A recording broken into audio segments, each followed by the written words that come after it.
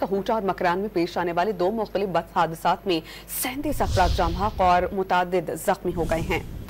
کہوٹا میں کوسٹر کھائی میں گرنے جانے سے 25 افراد دم توڑ گئے۔ ایران سے زائرین کو لانے والی بس مکران کوسٹل ہائی وے پر حادثے کا شکار ہوئی، جس میں 12 افراد زندگی سے ہاتھ دھو بیٹھے۔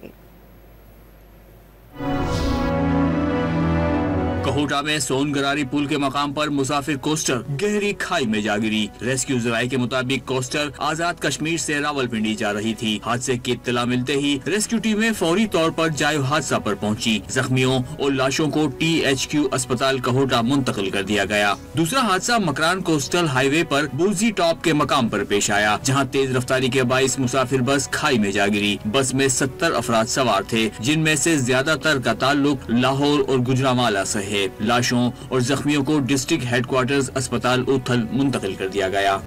تو کیسے حادثہ پیش آیا یہ؟ وہ ڈرائیور کو تھوڑا سا جھٹکا لگا، اس نے سائڈ پہ کھائی میں گرا دیا۔ اچھا، تو یہ بتا رہے ہیں کہ بھائی نے بتایا بریک فیل کی وجہ سے بھی حادثہ پیش آیا؟ جی، تو بریک فیل بھی ہوا تھا ایسے کچھ؟